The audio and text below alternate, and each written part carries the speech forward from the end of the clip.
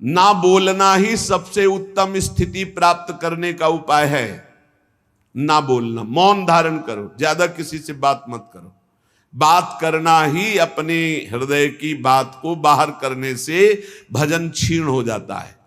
पहले भजन की रीति वर्णन की कि आप ये समझ लो कि बुढ़ापे तक भी भोग की वृत्ति बनी रहेगी यदि जवानी में अपने को नहीं कसा। दूसरे की निंदा करोगे तुम्हारे सुकृत नष्ट हो जाएंगे, भक्तों की निंदा करोगे बहुत जन्म के सुकृत नष्ट हो जाएंगे, ईर्ष्या करोगे, क्रोध करोगे, अभिमान करोगे, भजन मार्ग में प्रवेश नहीं होगा, जलते रहोगे। अब भजन करने वाले का स्वभाव कैसा होना चाहिए? गंभीर।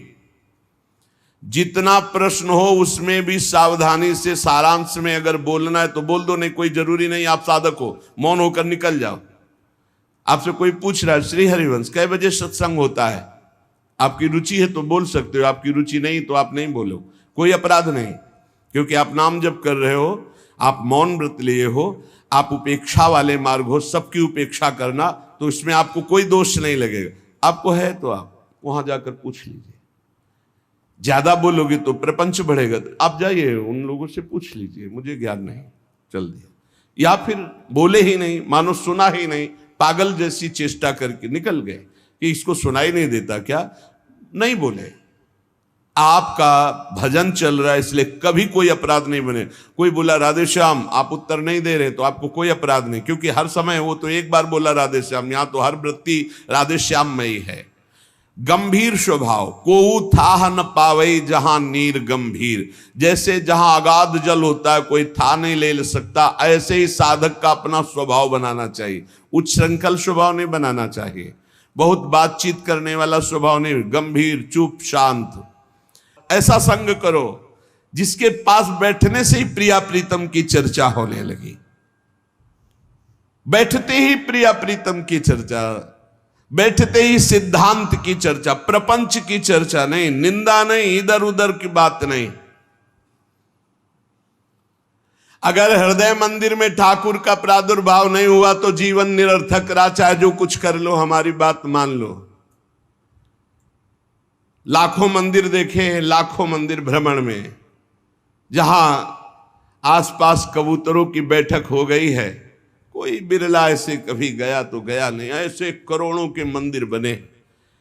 अगर तुम्हारे हृदय मंदिर में प्रभु का प्रादुर्भाव नहीं तो कुछ बात नहीं बनी। और हृदय मंदिर के पट खोलते हैं गुरुदेव, रसिक गुरुदेव। एक बार चतुरदास जी नाम के एक महापुरुष अपने गुरुदेव की सेवा में रहते।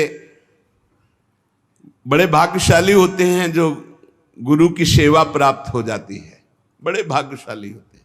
रसिक गुरुदेव की सेवा,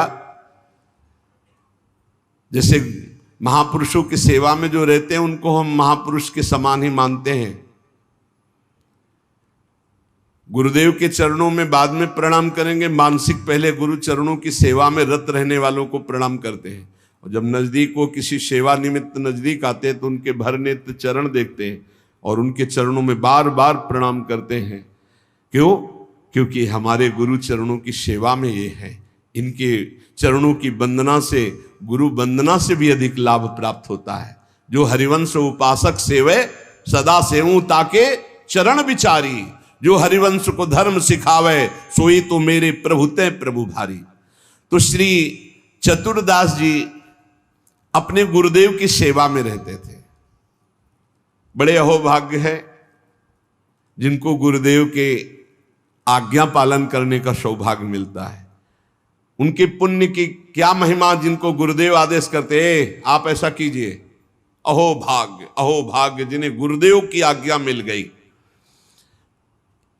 इन्हीं का नाम खोजी जी पड़ा, चतुरदास जी का नाम खोजी जी पड़ा। ये गुरुदेव जी के सेवा में, अब जैसे गुरुदेव लघु शंका कर रहे हैं तो पानी लिए खड़े, गुरुदेव को हस्त प्रक्षाल, आचमन, आज्ञा कब क्या हो जाए तो जल की सेवा लिए खड़े थे। गुरुदेव जी लघु शंका में ही समीप बैठे। बड़ा भारी पीपल का वृक्ष दूर था तो वायु के द्वारा उसके फल और पत्ते बीज सब पड़े थे। लघु शंका किए, हंसने लगे और हंसते हंसते हाथ प्रक्षालन किया, आचमन किया। तो इतनी जोर की मस्त मुस्कुराहट और हंसी थी। श्री